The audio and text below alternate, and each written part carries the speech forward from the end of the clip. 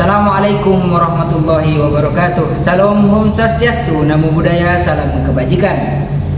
Dewan juri yang kami hormati serta pemerhati hukum yang kami banggakan, izinkan kami terlebih dahulu memperkenalkan kelompok kami. Saya Ahmad Aizul Hoir sebagai pembicara pertama, dan di samping kiri saya Ahmad Izul Abror sebagai pembicara kedua. Di samping kanan saya Izul Islam sebagai pembicara ketiga. Serta tema mosi debat kita kali ini adalah pemberantasan korupsi di Indonesia seharusnya lebih difokuskan pada pencegahan sistemik daripada penindakan hukum. Dewan juri yang kami hormati, Fight Justitia Diperiat Mundus. Keadilan harus ditegakkan agar dunia tidak binasa. Berangkat dari adigium ini merupakan fondasi utama kami dan alasan kami berada pada standing position pro pada kesempatan kali ini. Karena dalam konteks pemberantasan korupsi, mencegah lebih penting daripada menindak. Meniadakan kesempatan timbulnya korupsi lebih efektif daripada memperbaiki akibatnya. Dewan juri yang kami hormati, mari kita teliti kembali dalam konstitusi dan perundang-undangan. Pasal 1 ayat 3 Undang-Undang Dasar 1945 menegaskan bahwasanya Indonesia adalah negara hukum. Konsekuensinya, negara harus menyusun suatu sistem hukum yang bukan hanya represif, akan tetapi juga preventif struktural. Selanjutnya, pasal 23 Undang-Undang Dasar 1945 terkait pengamanatan pengelolaan anggaran negara harus bersifat transparan dan akuntabel. Mengenai ketentuan ini, menindaklanjuti bahwasanya pencegahan melalui tata kelola keuangan yang baik adalah amanat konstitusional. Dewan juri yang kami hormati serta pemerhati hukum yang kami banggakan, Undang-Undang Nomor 28 Tahun 1999 terkait penyelenggaraan negara harus bebas dan bersih dari KKN, serta UU KPK hasil revisi juga tidak menitik beratkan pada penindakan, melainkan lebih difokuskan pada monitoring, supervisi, dan pendidikan anti korupsi serta pengendalian internal, transparansi, dan tatanan administrasi negara. Pun pula Perpres 54 tahun 2018 menegaskan bahwasanya strategi pencegahan korupsi negara lebih dititik beratkan pada pencegahan sistemik daripada penghukuman pelakunya. Oleh karena itu, kami tegaskan kembali bahwa kami setuju terhadap mosi kita kali ini, yaitu pemberantasan korupsi di Indonesia seharusnya lebih difokuskan pada pencegahan sistemik daripada penindakan hukum.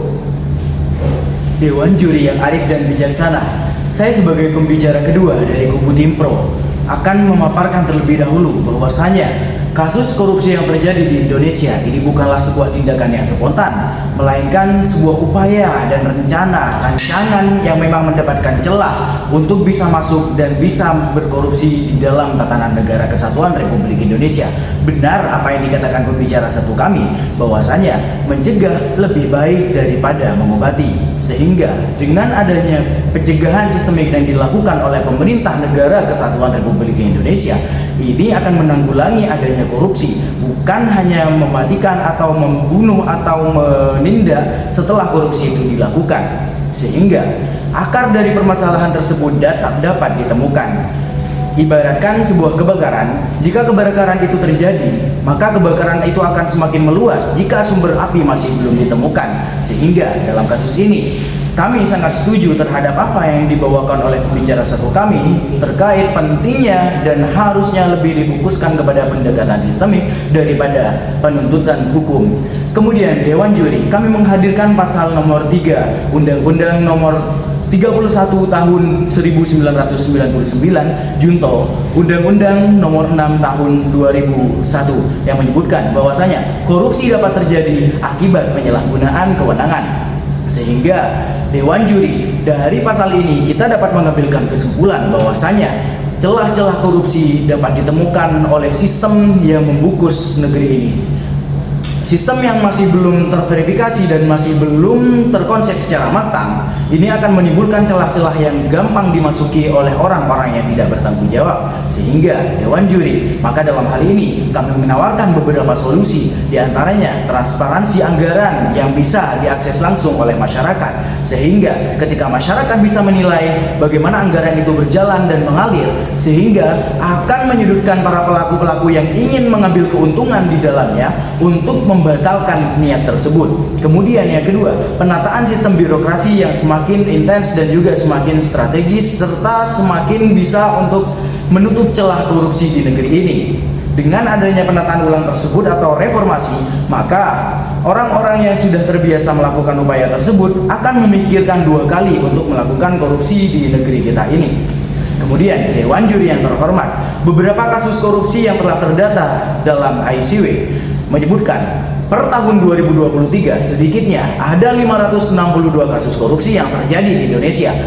Dewan Juri, hal ini membuktikan bahwasanya kita tidak kekurangan penindak hukum, kita tidak kekurangan undang-undang yang mewadahi tentang korupsi, namun kita kekurangan celah-celah yang bisa ditutupi dalam mengulangi upaya mereka untuk berkorupsi. Sehingga Dewan Juri dalam hal ini kami menegaskan kembali, benar apa yang dikatakan pembicara ke-1 kami, bahwasanya hukum di Indonesia sejauh ini masih terfokus pada penindakan, bukan pada pencegahan. Sehingga apa yang ingin kami sampaikan di sini adalah upaya untuk mencegah bagaimana korupsi itu terjadi sebelum akhirnya ditindak jika korupsi itu memang benar-benar terjadi. Sehingga Dewan Juri sekalian, korupsi tidak akan terjadi jika mereka sudah paham, sudah dicegah sebelumnya. Dan Dewan Juri, fakta mengatakan bahwasanya studi kasus di Jepang membuktikan penurunan angka korupsi terjadi bukan karena penindakan, tapi karena adanya sistem yang bisa memonitor orang-orang yang berkutik di pemerintahan, sehingga memikir dua kali untuk melakukan korupsi. Selain itu, sanksi sosial juga menjadi pelopor yang akan menjadi penghalang bagi orang-orang yang tidak bertanggung jawab untuk melakukan korupsi. Karena ketika mereka sekali saja melakukan korupsi, maka nama mereka akan tercoreng selamanya. Fakta ini juga didukung oleh kesuksesan Korea Selatan dalam menurunkan angka korupsi dalam negaranya.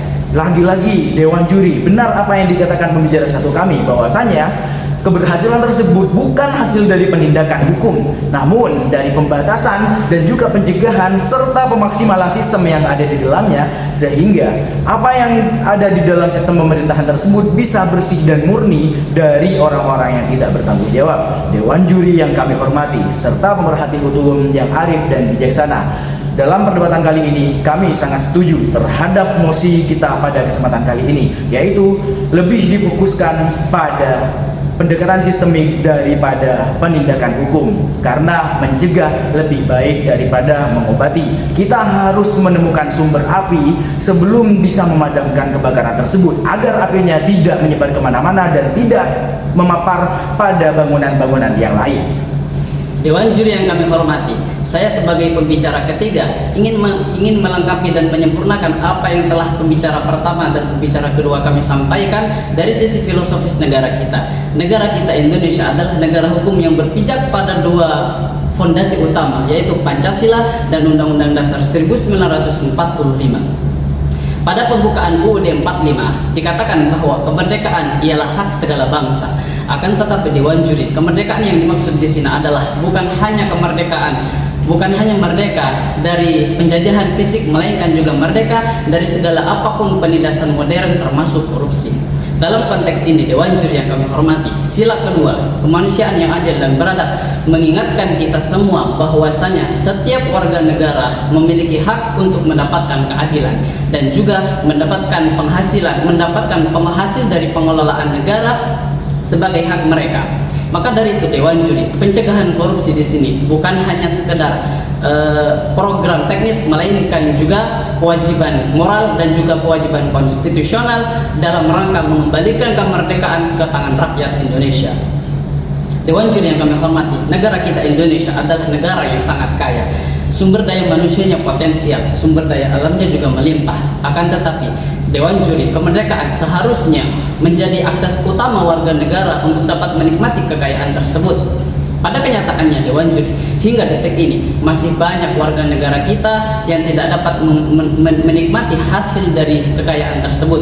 Ini menunjukkan bahwa Kekayaan yang seharusnya dinikmati oleh warga negara malah jatuh ke dalam kantong-kantong para koruptor yang tidak bertanggung jawab. Maka dari itu Dewan Juri ini menunjukkan bahwa korupsi di Indonesia bukan hanya sekedar permasalahan individu, melainkan juga permasalahan yang sudah berakar dan terstruktur di dalam sistem demokrasi dan di dalam sistem birokrasi dan kenegaraan kita.